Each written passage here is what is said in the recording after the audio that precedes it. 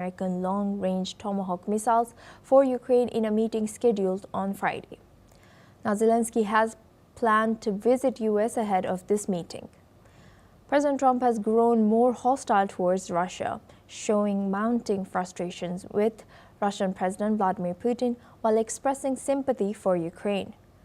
Meanwhile, Russia has carried out a series of attacks on Ukraine's energy infrastructure, using around 300 drones and 37 missiles.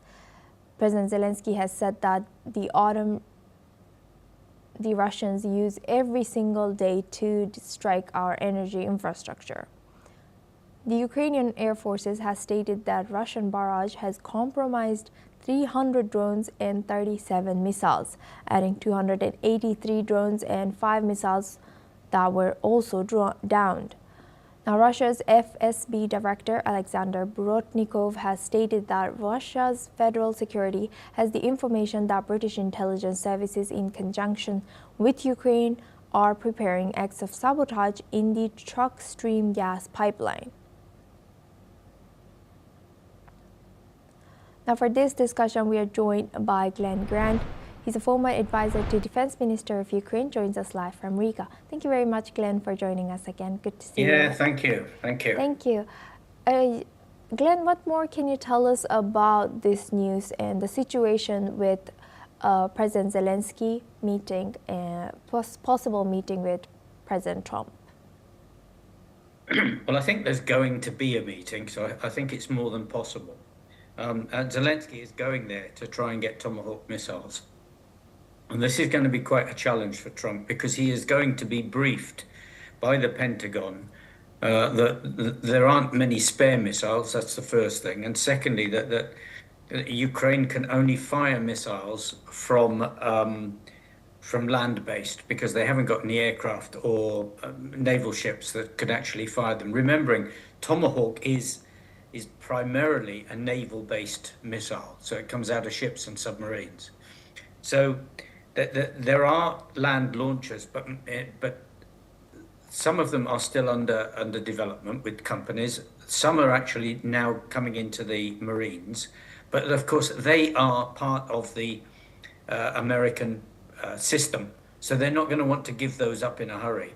So Zelenskyy might actually have a bit of a challenge to persuade Trump, and I suspect we'll hear more delays, or we hear good words from Trump that yes, you're going to get these missiles, but then nothing will actually happen for quite some time yet. And Glenn, you also yesterday enlightened me, saying that it takes a long time for Ukraine to utilize these missiles. So do you think there could be another maybe military equipment that Trump or US could support Ukraine with, or how would this addition of advanced weaponry change Ukraine's current defense strategy? Well, I think you've got to understand that what Trump gives and says is nothing to do with Ukraine. He doesn't support Ukraine, no matter what he says.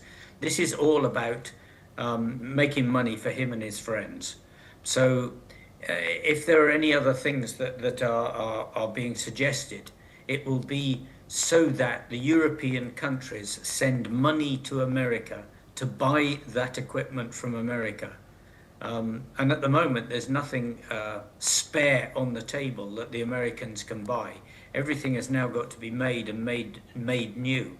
And in fact, in many cases, the European companies can now make those missiles and pieces of equipment as cheaply, if not more cheap, than America. But they're doing this to keep Trump happy. Let's be quite clear about that. This is more about that than it is about supporting Ukraine. Right. With that, I would like to thank Glenn for joining us and sharing that insight. Please stay with us as we stay on this topic now. Russia has been hitting Ukraine's energy and power facilities for consecutive winters as the war drags into its fourth year, initially focusing on electricity, but this year increasingly targeting gas infrastructures. Meanwhile, Ukraine's Naftogaz CEO Sergei Koretsky has said that Russian attacks halted operations at several facilities of critical importance. He has stated that there had been 6 major attacks on gas facilities this month alone, as the latest hits damaged facilities in several regions with operations halted. He further added by stating that Ukraine will have to cover gas production losses through import after the Russian attacks. Now we go back to our guest, Glenn Grant. He's a former advisor to Defense Minister of Ukraine, joins us live from Riga. Thank you, Glenn, for staying with us. Yeah. Thank you. Now, given the ongoing increasing frequent attacks on Ukraine's gas infrastructure, how is the defense sector adapting its strategies to better protect these critical energy facilities, and from where will Ukraine get gas since they are in need of this? You got two or three things within that question. I mean, one thing is that the majority of the facilities we're talking about are about support for the population in general. In other words, someone living in Zaporizhzhia or someone living in Kiev, and is less about supporting the defense industry. Most of the defense industries are using electricity, and they've got their own generators now. Any company worth its salt, in fact, any hotel, bar, shop, hospital has now got electricity generators, for which are mainly using petrol or oil-based fuels. So I think that the gas, which is for housing and general heating, is going to cause problems for families, because they're going to have some cold nights, that's for sure. There is gas around. There is gas for sale in other countries, and many of them have got reserves. Ukraine has also got quite large gas reserves. So I think that you'll just see Ukraine going on the open market and trying to bring back in gas, as long as the systems that they've got have not been broken so badly that they can't use gas at that time. So I see a cold winter coming for many people. And Glenn, what are the immediate and long-term measures for Ukraine and for coordinating with civilian agencies like Naftogaz to ensure that energy and gas security, and to minimize the disruptions to the population who are going to be needing heat for this cold winter there? That's a good question. I mean, there's a lot of criticism at the moment on the Zelenskyy government for not doing enough, and for not actually ensuring that the systems are not destroyed. But some of these systems, some of these gas producing areas for the public are large and are extremely difficult to actually to protect. You can only protect them with air defense and catch the drones or missiles first, which is what Zelenskyy is always asking other countries to help him with. But there's only a limited amount of air defense systems available to help. So in many ways, the country is actually on its limit in this, and there isn't much else you can do. You can't plan to take gas if you don't actually have pipes or systems to deliver it to the hotels or houses, because that has been destroyed. So they're doing their best, but most of the public actually think that what the Zelenskyy government is doing is not good enough. There's a lot of criticism. Thank you, Glenn, for sharing that. Please stay with us as we stay on this topic now.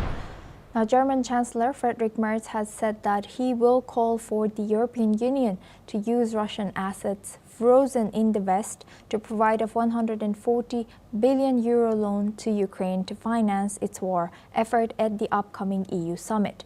Merz had first advocated for an interest-free EU loan backed by Russian frozen assets last month. Let's listen into what he has said. Gemacht. Wir wollen die eingefrorenen Vermögenswerte der russischen Zentralbank noch besser nutzen, um der Ukraine insgesamt rund 140 Milliarden Euro zusätzlich an zinsfreien Krediten zu gewähren. Diese zusätzlichen Mittel sollen ausschließlich zur militärischen Ausrüstung beitragen, in Tranchen ausgezahlt. Würden sie die militärische Widerstandsfähigkeit der Ukraine über mehrere Jahre hinweg sichern, wenn dies denn notwendig sein sollte. Die Ukraine soll die abgesicherten Kredite übrigens erst zurückzahlen müssen, wenn Russland Reparationszahlungen leistet. Die Vermögenswerte bleiben durch die europäischen Sanktionen ohnehin eingefroren. Und diesen Vorschlag umzusetzen, wird nicht ganz trivial sein. Wir werden aber die rechtlichen und die tatsächlichen Voraussetzungen dafür schaffen. Now we welcome Glenn Grant. He's a former advisor to Defense Minister of Ukraine, joins us live from Riga. Thank you very much, Glenn, for staying with us throughout this topic. Now, how significant would this 140 billion euro loan backed by Russian assets be for Ukraine's defense efforts, and how would these funds impact its military operations? Well, it would be a huge bonus, a huge benefit for Ukraine at the moment, because they're running in deficit. So they're running on fresh air, I think, is the best description. And this money would help considerably with buying things and with also paying some of the outstanding debts that the Zelenskyy government has got with soldiers who are frequently not paid. So that there are problems with that. But, you know, we've been talking about this for 3 years, for goodness sakes.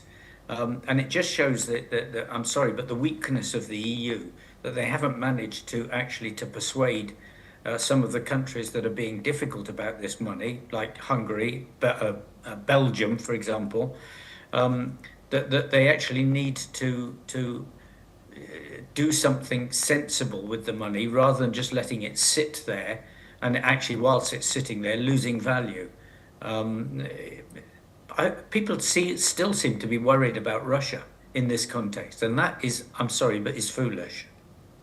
And Glenn, I want to go back to our first discussion and ask about Russia's FSB that has accused Ukraine and British intelligence of planning to sabotage the gas pipelines. How do you think, how would Ukraine respond to these allegations? And do you anticipate any escalation or retaliation based on such claims? I don't see any retaliation or anything coming from Russia because they haven't actually now got anything they can do. What they're doing at the moment is creating as many acts, verbal acts and videos and everything that they can to try and make them seem as though they're the good people and everybody else is evil.